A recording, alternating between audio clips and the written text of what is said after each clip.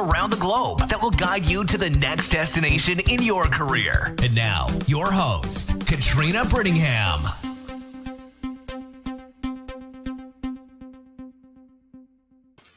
Hello. This is Katrina Brittingham, your navigator on your road to success.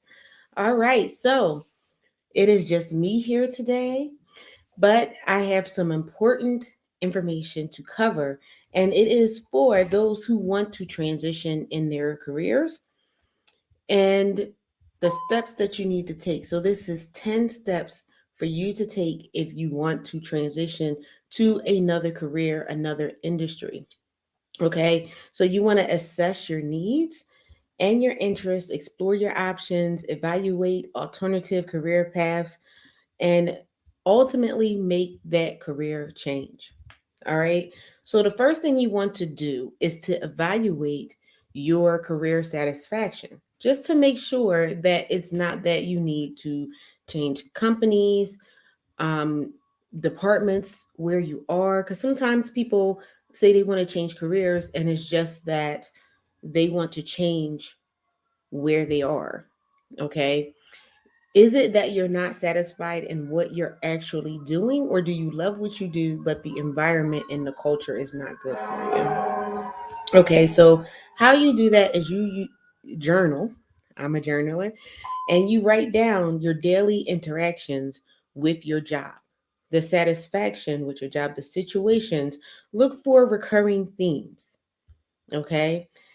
And which aspects of your job do you like or dislike, okay? Are your dissatisfactions related to the content of your work, actually what you're doing, okay? And while you're doing this, there are some things you can do at your current job. Are there some things that you can do at your current job that will prepare you to move on for the change? Okay. So write down the different things during the day. How do you feel when you're doing those things? Do you feel satisfied? Do you feel accomplished? What's actually going on from day to day? Is it the interaction with your fellow coworkers, with management? Do you feel like you can move up where you are in the company? Or do you have the skills to move up even if you go to another company within that position? That is an important thing that you want to evaluate to see if it's actually a career change you want to do. If it's you just don't like anything or any aspect about your job, is it that you have duties that you have to do? Because in every job, even a job you love, there are tasks that you're not going to like or that you like more than others. What can you do to get yourself to where you need to be? These are the things that you want to consider. Or did you accept a job out of high school, out of college, that just you had to take because you had bills to pay or you needed to pay rent? These are the things that you want to consider when you are assessing yourself. Okay. The second thing you want to do is to assess your interests. Did you really have a interest or a passion and a talent and skills for something else? What are your values? Okay. So you review your past successes, okay, and the roles that you had where you had those successes. Any volunteer work, any projects, any work studies if you went to college, um, and jobs that identify your preferred skill set and what you want to do. Determine whether your core values and skills are addressed through your current career. Okay. And there are free tools for you to assess the alternatives. Case in point, an example of that is I loved my job. When I was in corporate, I was in a position where I actually really loved what I did. But I realized it was the culture, it was the climate that I was in that I did not like. And before I did my journaling, because I journal everything, if I find myself being unhappy about something, I write it down, I write how I'm feeling in the moment. Then I go back and I evaluate, okay, why did I feel this way? in this moment? Okay. Was it really the work that I was doing, or was it a situation?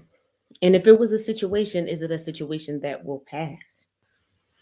And I realized I came in every day and I loved the work that I was doing, but I had an environment that just was not right and suited for me. I've even written about this in my book, Why Not Me? From um, uh, Why Not Me, which is on Amazon. Can't remember the subtitle right now. That's so bad of me. Um, there you go. Overcoming insecurities to gain success. And I was in a place where I loved what I did. I was very good at it. Um, got rave reviews for it, but I found myself being miserable. And in evaluating it and journaling, I was just in an environment that was very toxic as far as coworkers. I even got along with my manager and management well, but the environment coming in every day, when you're coming in and you have um, just an environment where you had people who were jealous, or they felt like somebody else may should have gotten a job because that was their friend, and they treat you some type of way. It's not the actual job that you hate. It's not the actual career that you don't like and that you're uncomfortable with. It's the actual culture and the environment. So you have to take a look at that and then see what you need to do to help, you know, reshape that environment if you can. Okay. Um, if it is that you go in and it's just like nothing about your job you like, then you have to take those steps from there. So if you find that you don't like the job, and it's not that you're going in and you're coming into a hostile environment, that you are not having an issue with management or something like that. Um, if you find that you're not working within a industry that promotes your values and what you find as value, then you want to consider alternative careers. Okay, so what you want to do is you want to brainstorm ideas for your career alternatives by researching career options and discussing your core values and skills with your friends, your family, networking contents, and maybe context, and maybe even a career coach who can is unbiased, because sometimes you can speak to friends and family and they feel like, oh well, why are you unhappy? You're doing great, you're making so much money. And job satisfaction is not always about how much money you make. It's how you feel at the end of the day. Do you feel accomplished? Do you feel like you've met your purpose at the end of the day? Do you feel like um I did a job well done? Or is it just a drudgery to come in to do the job every day because you're just doing something that someone told you that you were good at? Okay. If you're having difficulty coming up with ideas for things that you need to do, again, you can meet with a career professional.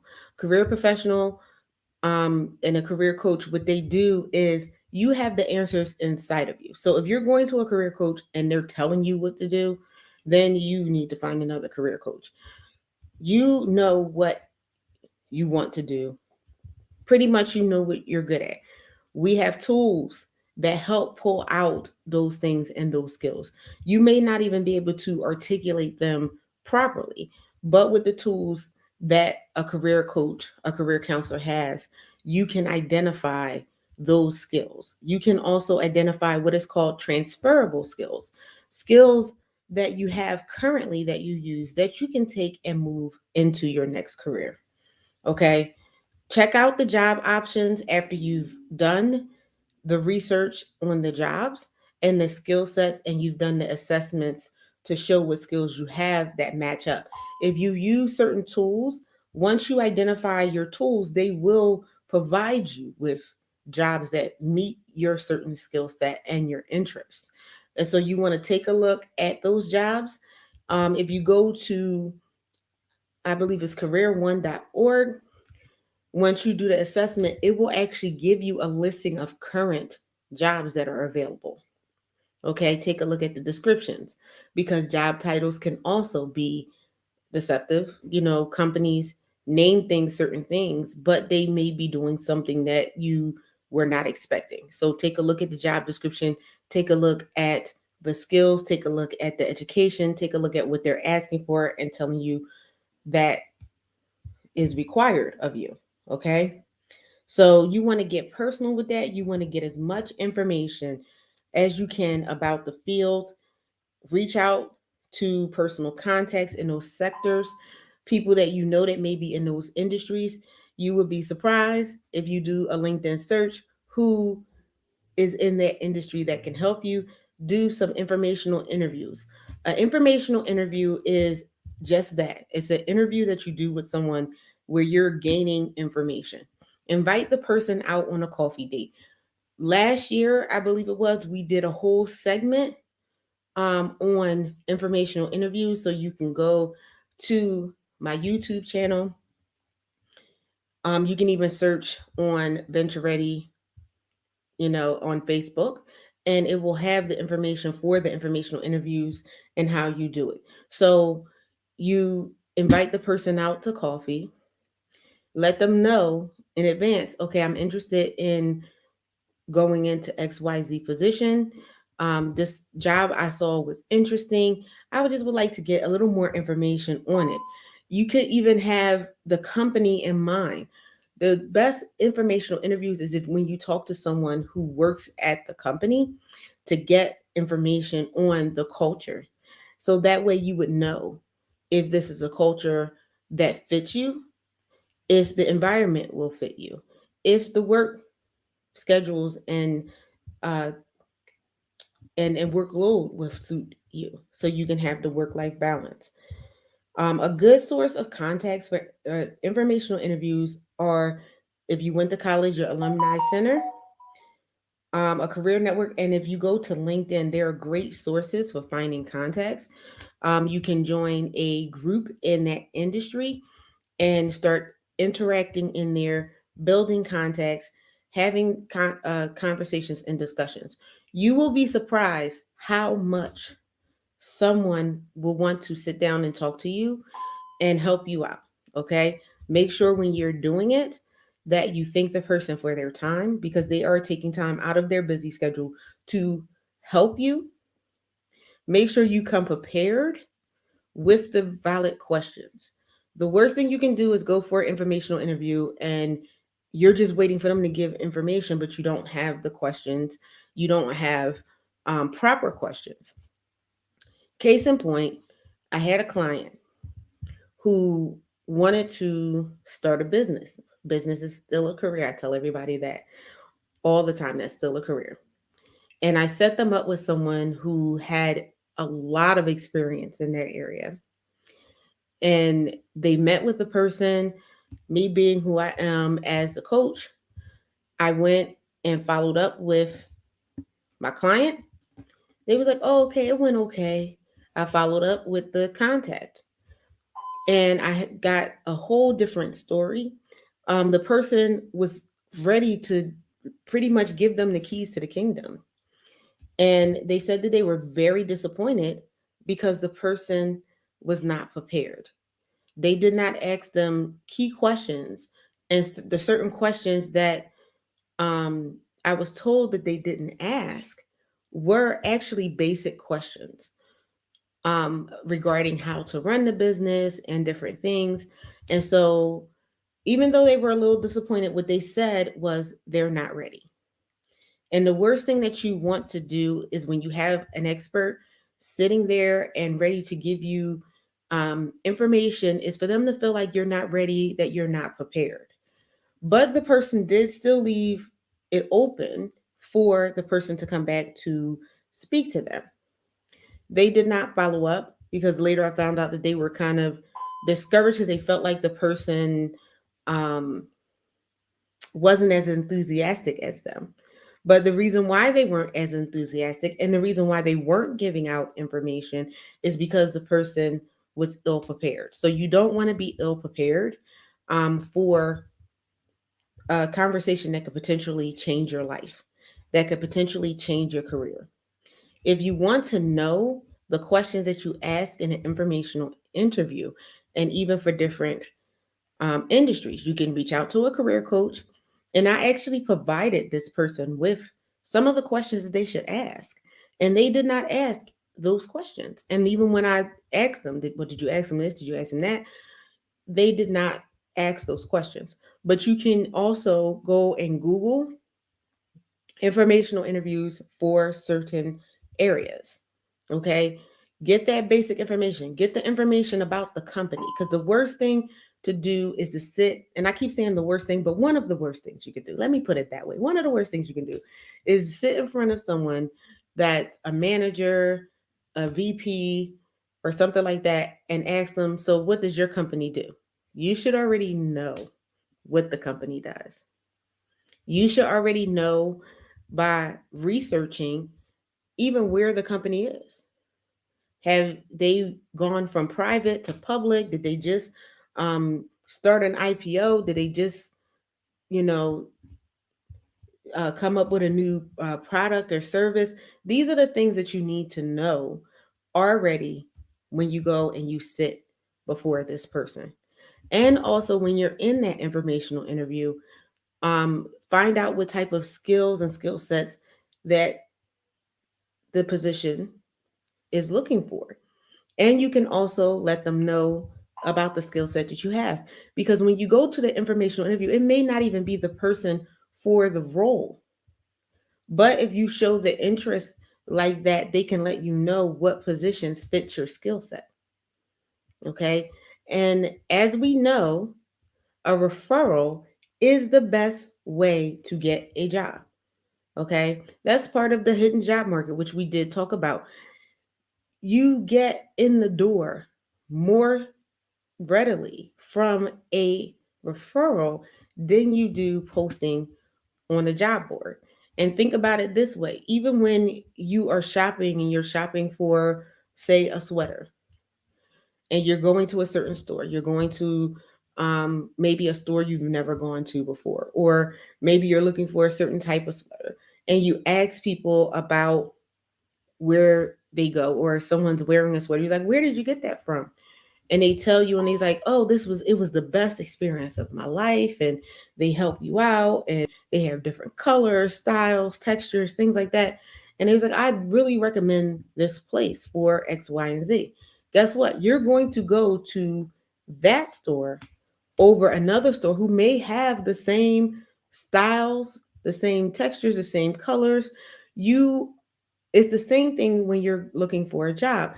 If someone says, well, you know what, I got this great candidate, they have these skills, they have that skills, they're really hungry for what this is, they're trying to transition, they're willing to learn, it is more likely that you are going to get an interview and sit before someone. And you already have that backing from someone who is in the organization. People hire people they know, and they hire referrals from people that they know. So these are the things that you want to consider when you are doing this. Okay. You can also set up to shadow the person for a day or two. So, shadowing professionals in a field of primary interest to observe the work firsthand. You want to spend anywhere from a few hours to a few days shadowing people who have the jobs that interest you. This way, you can find out again if this is something that you want to do. How many of us, when we were growing up, was like, oh, I want to be a doctor, I want to be a fireman, I want to be this, I want to be that. And then when you found out what everything entails, you realize that you really didn't want to do it. That happens even in adulthood. So you can find out if it's something that you really want to do. Are you really the right fit? Okay. You can go to your college office. You can find volunteers who are willing to help you shadow. You can also go to community organizations where they're looking for volunteers. They would be more than willing to let you shadow someone for a day or two in exchange for helping out. Nothing is ever free. So they will allow you to do that. So you can go to, um, say, if you want to do community service, you can go to a community service office. They're always looking for volunteers. They're always looking for people who can help them get the job done. And so you can sit and you can shadow someone for something that you want to do. I would recommend, instead of just a few hours, maybe a few hours a day, but do multiple days. So, number one, you can truly see what it is that you're getting into. You can see what the work entails. You can see what the culture is. You can see a lot of things by shadowing for a couple of days. Okay. You can also try having an apprenticeship. You can search for those online. You can search for those on LinkedIn, Indeed, those sites where you can be an apprentice to someone, where you can actually see what they do and actually learn as you go, where they're actually do some hands-on training with you. You can do um, apprenticeships for pretty much any industry. It's not just, most times people, when they think of apprenticeships, they think of like warehouse and things like that, but they have it in every industry. So take a look at that. Put your information out there. Of course, if you're going for an apprenticeship, just like everything else, you need to have a resume. You need to have something to show that you have some transferable skills where you can be of use. Okay. And an apprenticeship can be unpaid, and then they have some paid apprenticeships, that you can do. All right. So, again, we're going back to the volunteer of trying it out, doing some freelance work. If you're looking to move into an industry, you can always freelance. The gig economy became big even before we went into COVID. Okay. And so, before I go into that and try it out, we are going to get ready for a commercial. But I'm going to just say, look into those volunteer positions. They have even postings on LinkedIn and Indeed for volunteers. You can contact organizations directly and ask them about volunteering. Okay, you can do this for private and you can do it for public um, companies and organizations. Okay, of course, I get like a message that comes in. Okay, so you can do that for public companies. You can do it for profit companies. You can do it for government entities. Everyone's looking for volunteers. Okay, to volunteer your time, to provide your skill set to them without them having to pay you. So, with no further ado, we are going to go to break, and then we are going to come back and pick up with try it out.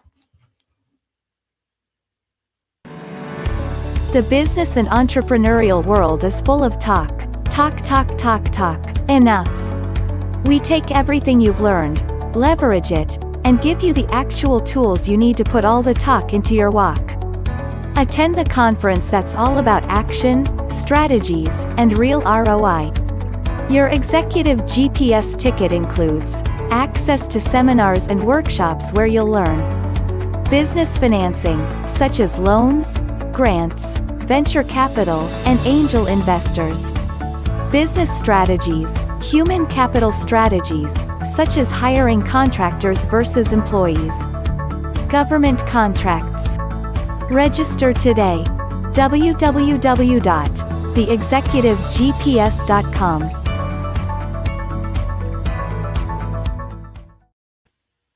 All right, we are back.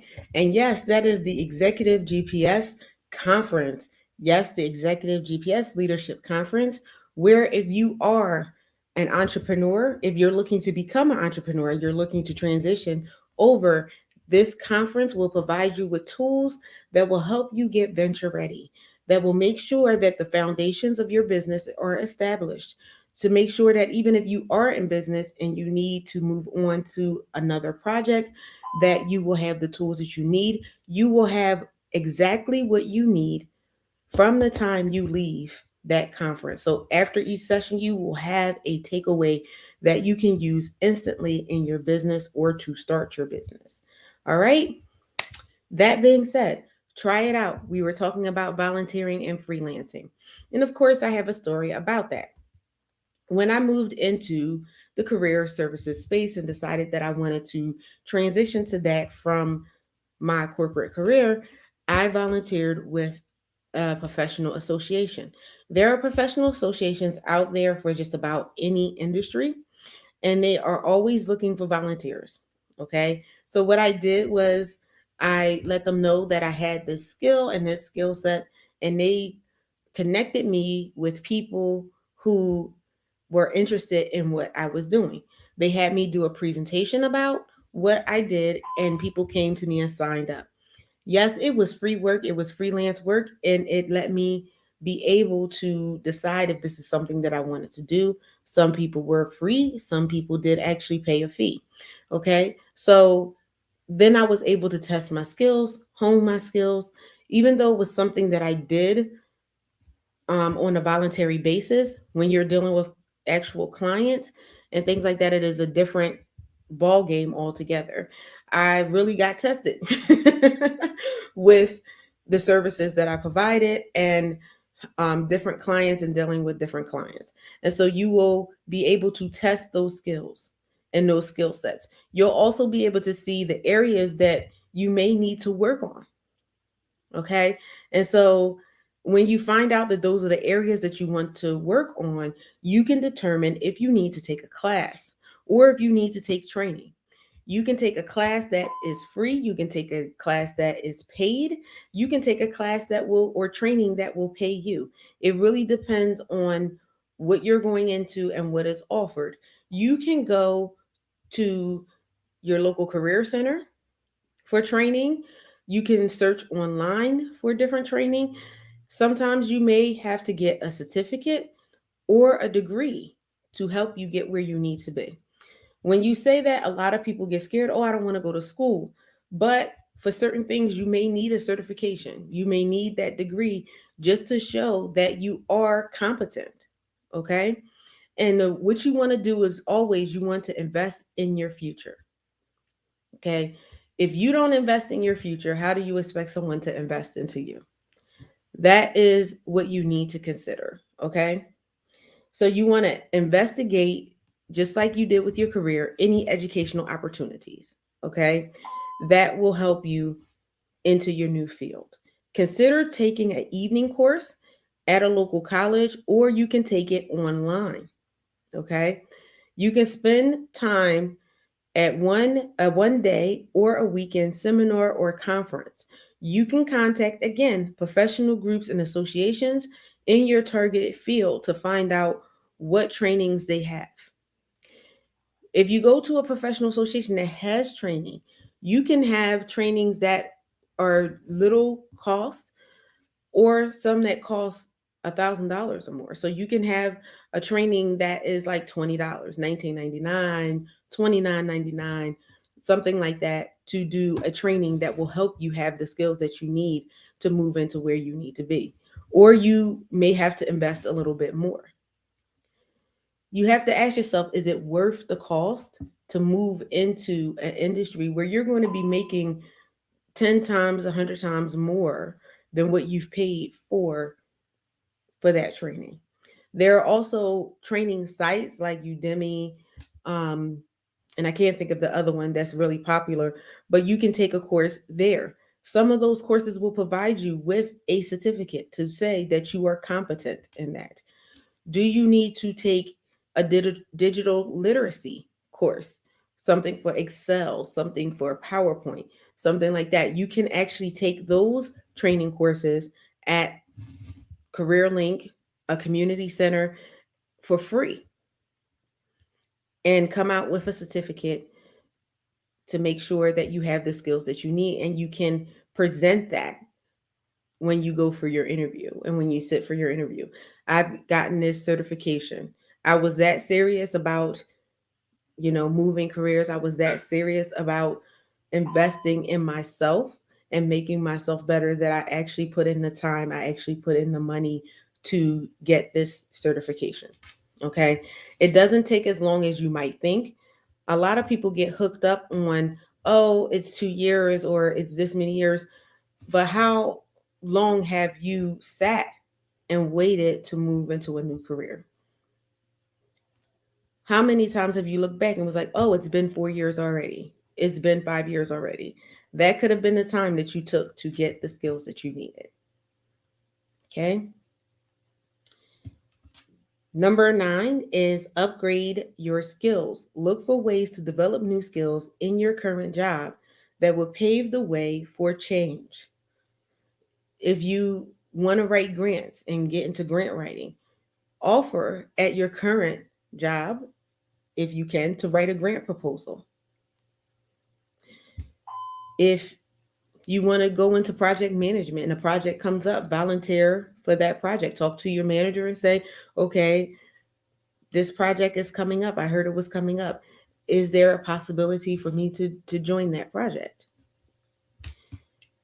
A closed mouth never gets fed. A lot of times we spend time thinking that we're going to be rejected when all you have to do is ask the question. That's how I got onto a lot of things. People were wondering how, when I was in corporate, how I got on this project and that project. And it was because I simply asked.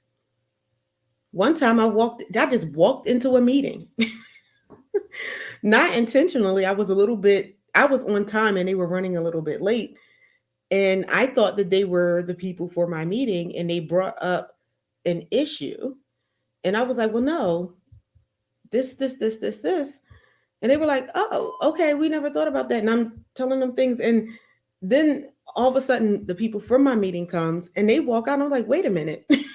I thought you were here for this meeting. They was like, no, we ran over. And I ended up on a project just because I happened to be in the right place at the right time.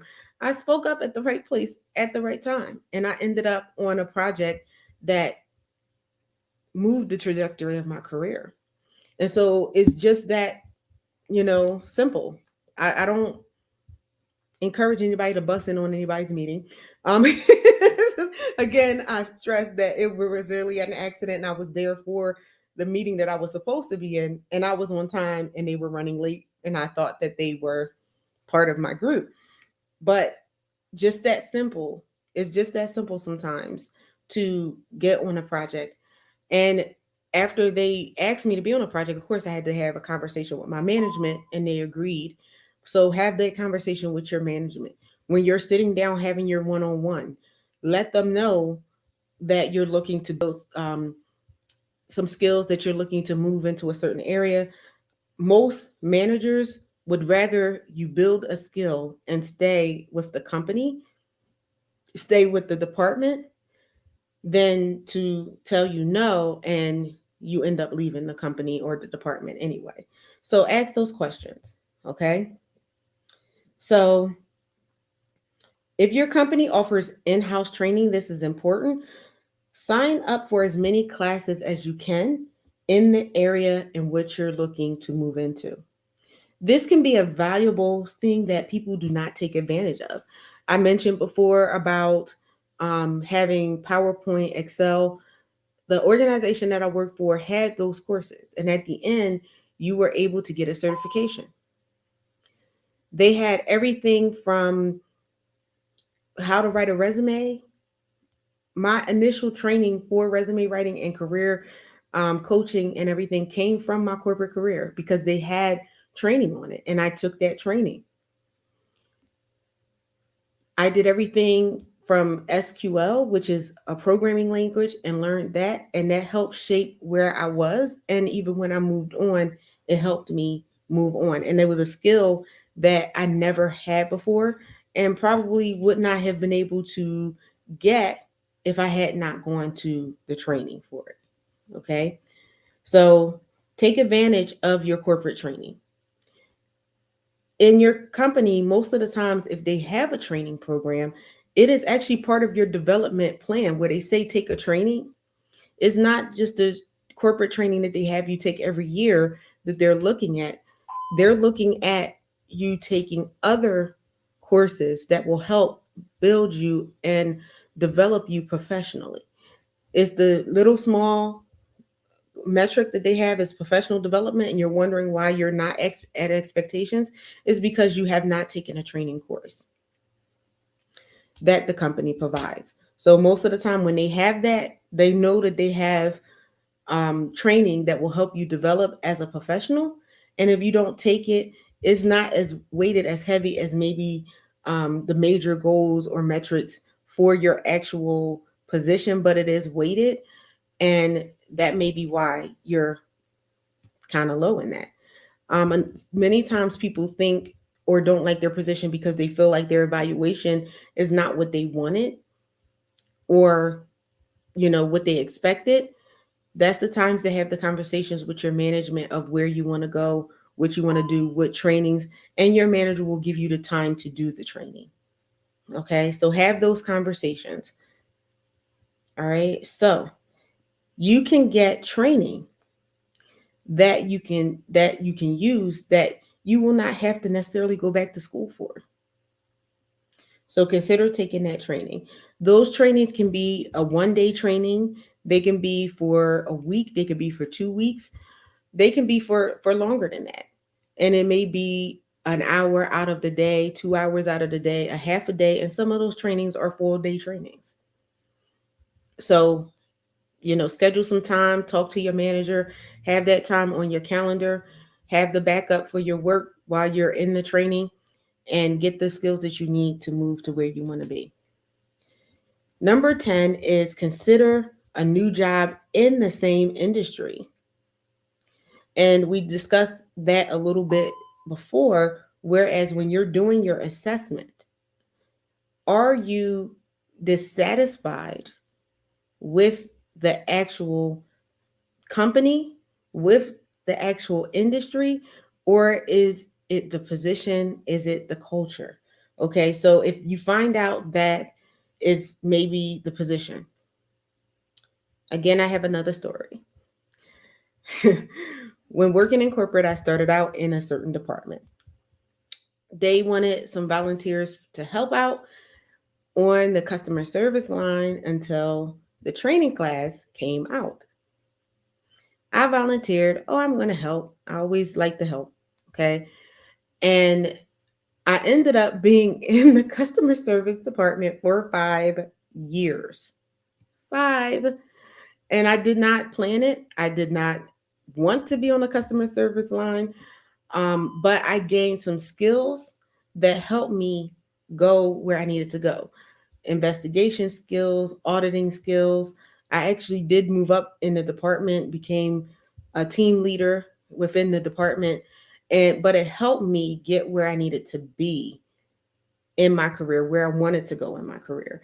And I was able to use those skills that made me invaluable and had skills that other people did not have even within that department, because I was able to see things from a different way.